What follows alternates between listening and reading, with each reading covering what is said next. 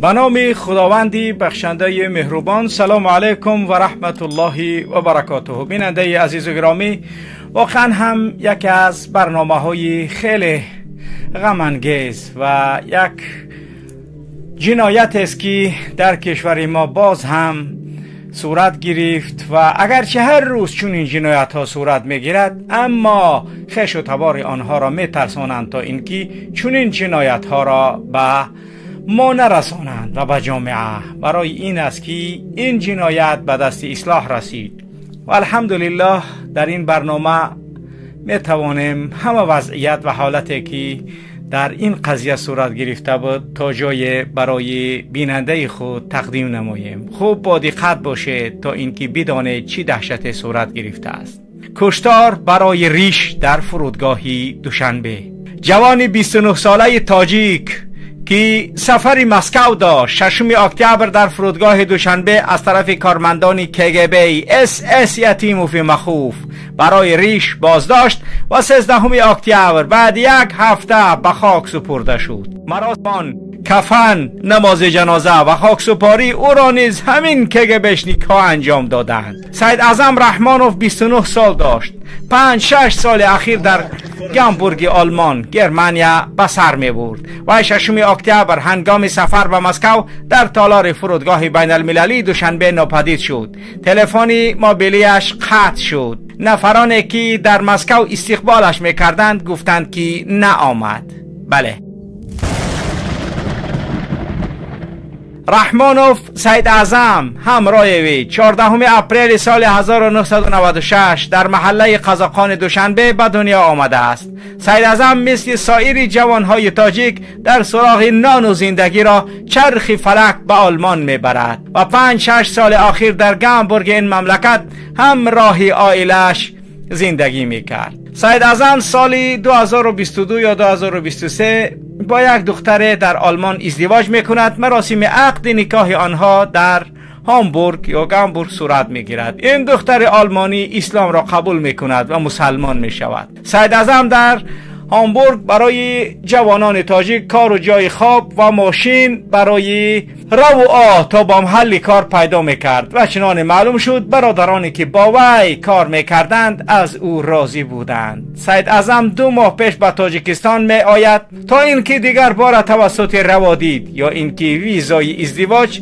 یا واسیدینین سیمیا با آلمان برگردد. در سفارت آلمان در دوشنبه هم اسنادش را سپاریده منتظر دریافت روادید یعنی جواب اجازه اقامه دائمیش بود. میخواست هر چیز زودتر برگردد و همراه زنش زندگیش را ادامه دهد. در دوشنبه رنگ همه عادی زندگی میکرد. در مرکز شهر منزل را برای اجاره گرفته بود. روز 6 اکتبر به سمت مسکو بلیتی سمالیات داشت. کدام از شناسایش در مسکو او را به توی عروسی دعوت کرده بود. بله، که همین شکل نرسید.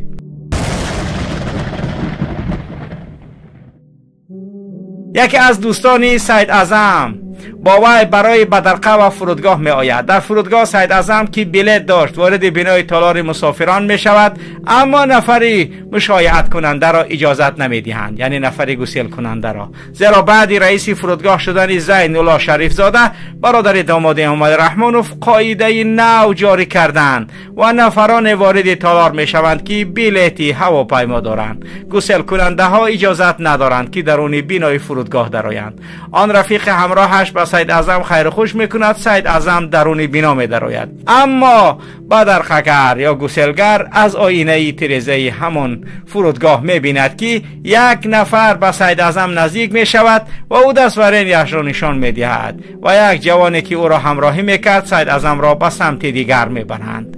بین آنها چه رد و بدل های می شود که رنگ روی سید اعظم تغییر می یابد. خلاص سید اعظم را از صف مسافران به دیگر طرف می برند. سید اعظم ریش داشت ولی ریشش بلند نبود، شاید تا 3 سانتی متر هم نبود. با همین دیگر سید اعظم ناپدید می شود. او را امنیتی ها می گیرند، می برند، محکم می کنند. با همین دیگر هیچ خط و خبری درباره سید اعظم شنویده نمی شود.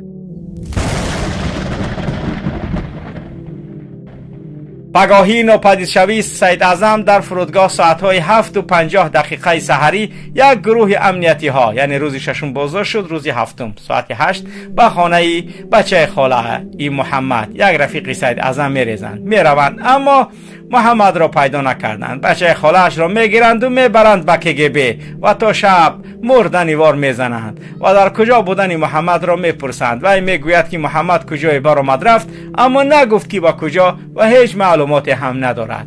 در روز 8 اکتبر KGB ها خانه های خاله و تقا، عمکو، اما و هر کجایی که سید اعظم رفته بود پخش کرده آب است یا اینکه کافت و کاب میگذرانند، اما یگان چیز پیدا کرده نمیتوانند.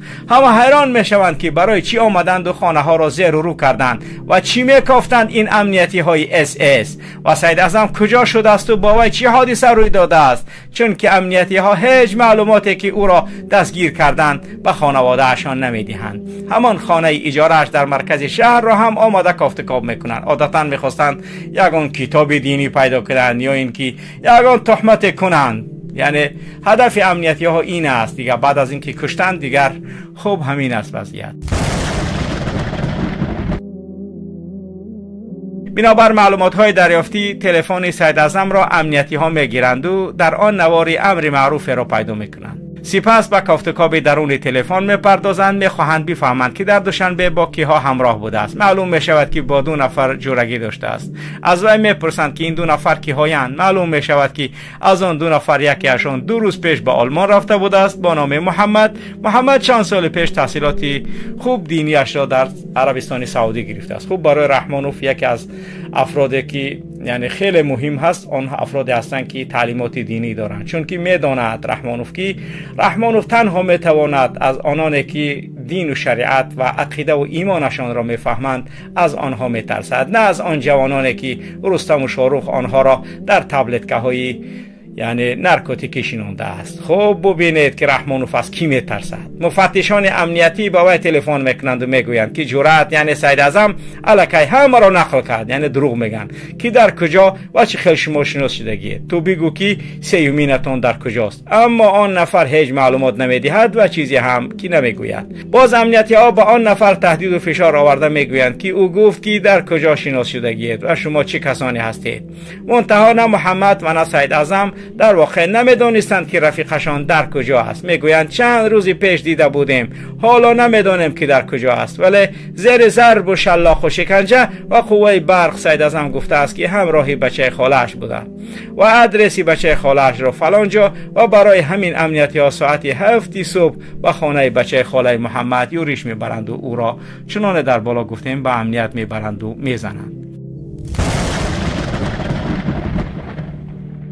سید اعظم در شهر یک خانه داشت که آن را $90,000 نرخ گذاشته بود و میخواست بفروشد و در 30,000 آن یک خانه برای یکی از جنهایش بگیرد، یا پسر خاله یا تقایش.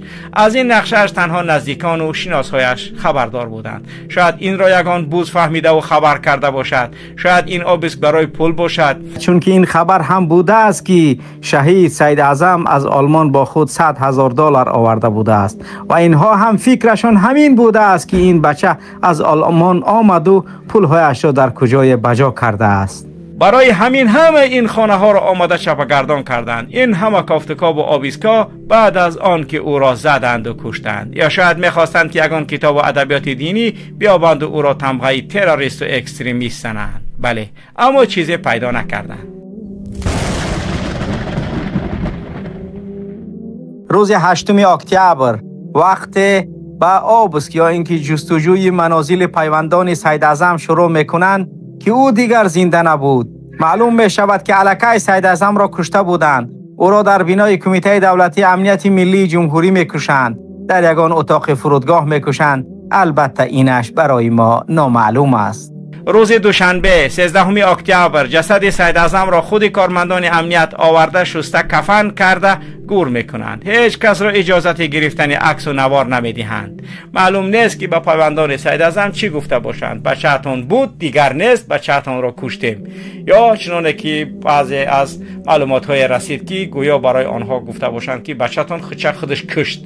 یعنی یک گپ‌های دروغی که هیچ مسلمان خودش را به خودکشی دست نمیزند و این جنایت است که نابخشودنی. خب همچنین معلوم نیست که ضربه چی کسی از امنیتی های SS یتیم فی مخوف جان سید اعظم را گرفت، چقدر او را زدند و ضربه آخر را کدام از این نامردها زد که جان ستان و مرگاور بود و سید اعظم را به شهادت رساند. این نفر حالا گرفتار عذاب وجدان است. سر دسترخوان آیا شب خواب آرام باشد؟ آیا این که جایزه از SS یتیموف گرفت برای این جان یک جوان بیگناه را گرفت، زنی جوانی او را بیوه کرد، زنی آلمانی که برای سید اعظم اسلام آورده بود، این زن که حالا در سوگ و ماتم نشسته است، با این مسلمان و مسلمانی آنها چی می گفته باشد؟ و شاید باورش نآید که ارگانهای دولتی و نفری که مسئول امنیت 9.5 میلیون نفر است و خودش میزند و میکشد و بلب کلوخ مالیده میگردد. در تاجیکستان البته سالهاست که حکم قتل مراتوریا ممنوع است. حتی اگر حکم قتل هم رایج و جاری بود، مگر کگبشنیک حق دارد که آن را به سود و به تفتیش به اجرا گذارد. این کگبشنیک مجازات می شود یا خیر؟ وای آدم کشت، آدم بیگناه را کشت، آدمی که در دست بلیط داشت و مسکو می رفت، نگذاشتند که رود فقط برای ریش داشتنش، آن هم یک ریشه که حجم و طول آن را قانون اجازت داده است. چرا جسد سید اعظم را بعد یک هفته کشتار دادند؟ وقت جسد سید اعظم را بگاهی 13 اکتبر یعنی آوردند و سپردند، یعنی تا نماز ظهر ولادیمیر پوتین رئیس جمهوری روسیه در مسکو قرار داشت و سفر دولتیش به دوشنبه ختم شده بود. ولی یک نفر از این امنیتی ها که جسد را آورد و گرانید میگوید که سببی در آوردن جسد این بود که در دوشنبه مهمان های زیاد آمده بودند و از جمله رئیس جمهوری روسیه. و میگوید که جسد را داشتیم چون که پانیک نشود، آدم زیاد جمع نشود، خبر به گوش پرزیدنت ها آمده نرسد. این امنیتی میگوید که سید اعظم خودش را کشت. اما سید اعظم چرا خودش را میکشته است؟ مگر آدمی خودکش قصد سفری مسکو میکرد و آمده خود را در فرودگاه میکشت؟ وای که در دستش چیزی نداشت که خود را بکشد، چگونه خود را کشت؟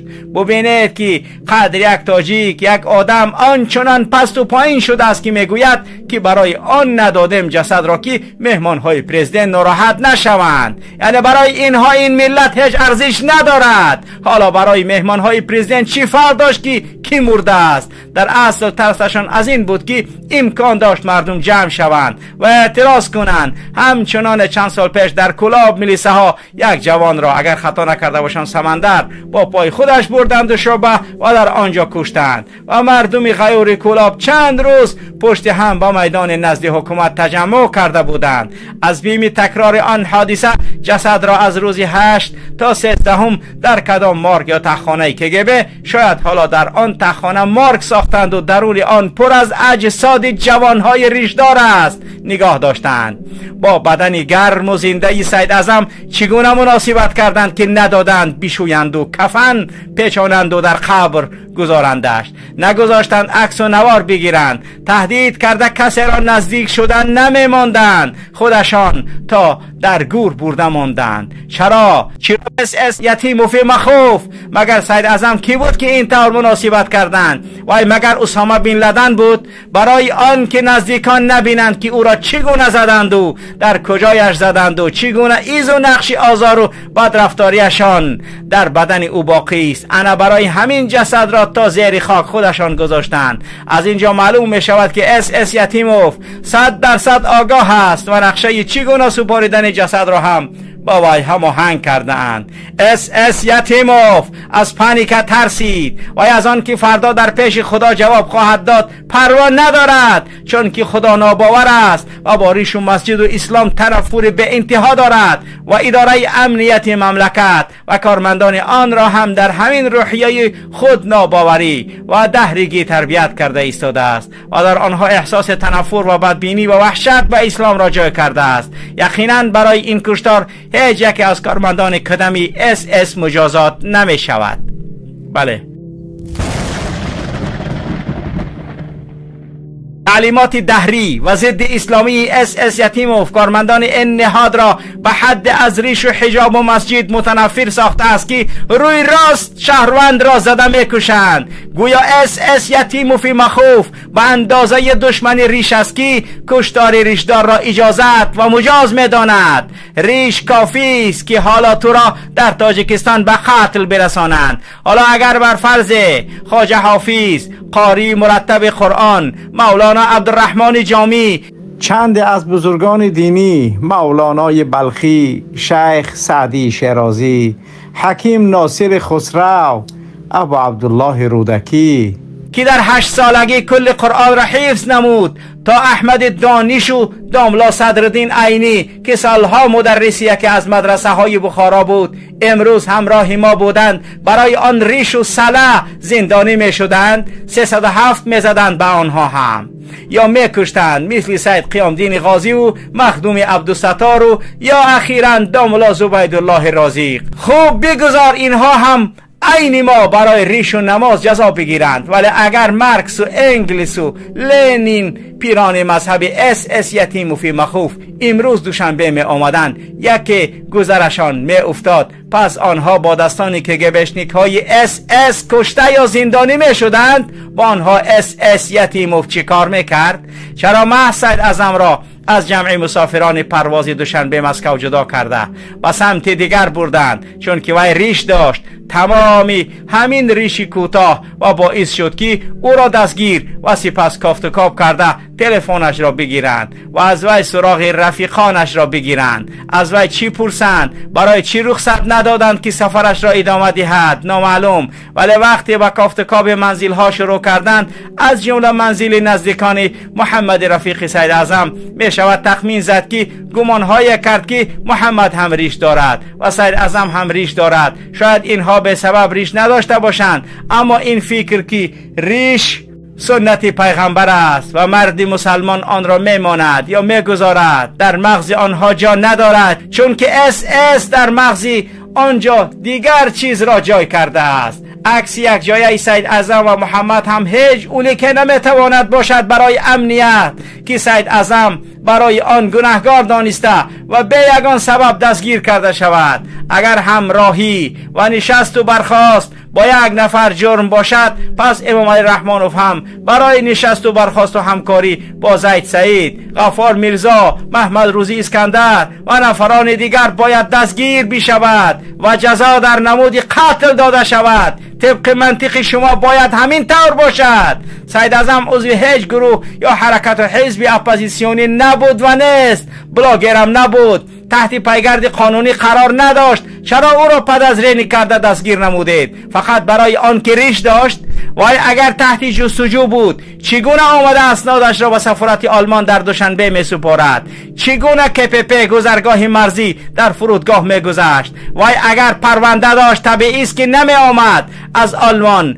وای برعکس آمد که ویزای ازدواج بگیرد و اقامتش در هامبورگ را طبق قانون پیش برد. وای منتظر ویزا بود و خانم آلمانی مسلمان شدهش انتظارش بود، اما شما او را بناحق و ناجوان مردانه کشتید. دیگر مقامات آلمان و کشورهای اروپایی باید تاجیکستان را دولت امن نحسابند. شهروندان در این کشورها زندگانی می نمایند، نباید به آنها بگویند به تاجیکستان برگردید و ویزا را گرفته به اروپا دوباره بیایید. دیروز کشور فرانسه یک جوان دیگری از گرامی 23 ساله را که با تهمت نمیدانم کدام ماده غریب دیگر متهم می شده، او را نخست 40 روز زندانی و سپس به تاجیکستان استرداد کردند. حالا آلمان خیلی سختگیری به پناهندگان دارد که رفته از سفارت شناسنامه آرید و پس از آن برایتان اقامه می دهیم. در حال سفارت و شناسنامه نمی دهد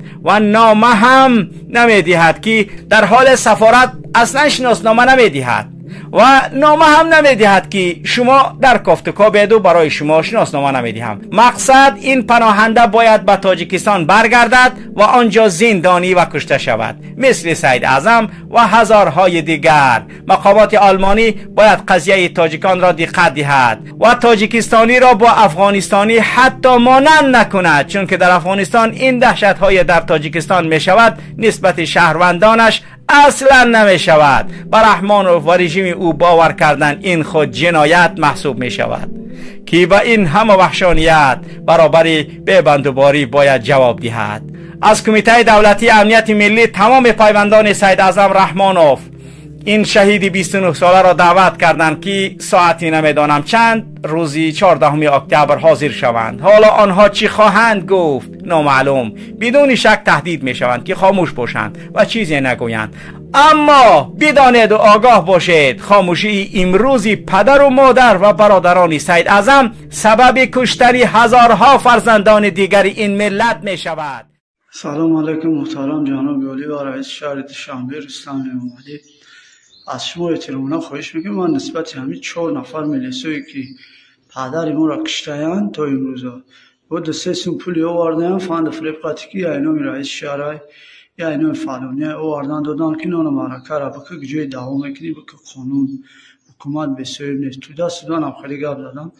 محترم جناب ولی اکه رستم ها بچه یو دم کشتستان 4 نفر ملیسای ابوبکر حمزه فیروز بهرام میدانغره یا شدت شایکلوب شای چون بیجو یورا کیا حقوق دادای که بودام بکشین با کلوبوجو دعوا کنن میگه برام بکنین بودام بکشین با سو شوندا کور کردستان سوای خشوندا.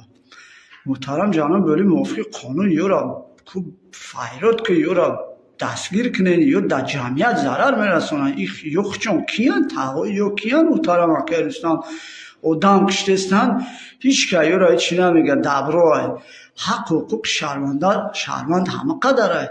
ها بچه ما شهروند یودیم ما صغیر کم بغل ما نمی جاو جرمی ریمونت خونه میکنیم می جاو جا میگردیم نه اینکه بیم که پدرمون ایشو شبک شما سفر مهاجرت در درسی آوردیم. این تاغوی همیو کیه بای خیلی کت بلند خیلی پول دارن آخی پول کی دارن آدم میکشن هیچ که هیچ شونه میگه تلویزیون اگریون میکنه محترم اکه رستم ای حقوق شهروند قانون گپ میزنن سوگند یاد میخرن وظیفه را میتشون با بواری اکه رستم بشینن در وظیفه چی با یکان مقامات تو امروز اما دعوا دارم عریضه پیشنهاد میکنم نوار که استم مجبورم از ما یک کلمه دیگه بزنم یادش ممکنم 70 تا گلونی میاد با سرم چی با امروز ما را کشتن شهروند کشتن امروز هیچ که بعداد ما نمیرسه. همیه دولت همیه قانون همیه حکومت داری همیه دولت داری ما دعوا دارم ما یگان چیزی ما شکایت دارم که همیه دما در چوبای قانون باید جزا داده شود.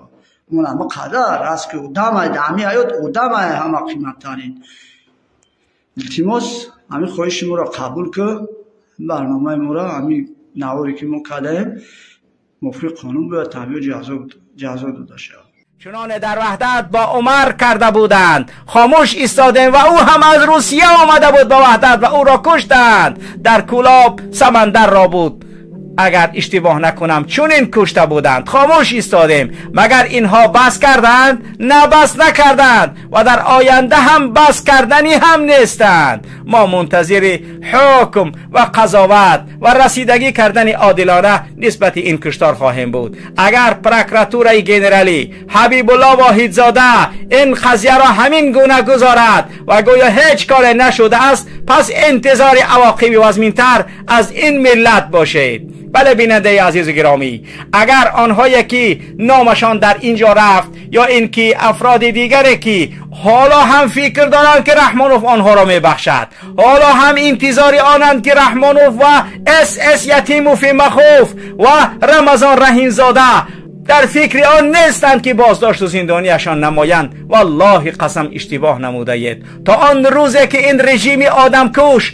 تا آن روزی سر قدرت هست فرزندان این ملت آگاهان این ملت افرادی که عادی ترین فهم و درک دارند از طرف این رژیم تاجیک کش کشته می شود. یگانه راه ما سقوط این رژیم خوناشام است. هر چیزی که بگویند گپ اینها دیگر باور کردنی نیست. یگانه راه ما یک مش شدن یک جایه بودن در مقابل این وحشانیت رژیمی تاجیک کش رحمانوف است. بله بیننده گرامی با ما باشید و خدا کند که توانیم در مقابل این رژیم تاجیک کش یک جایه کار انجام دهیم تا آینده فرزندان خود را توانیم که از چنگال این رژیم نجات دهیم.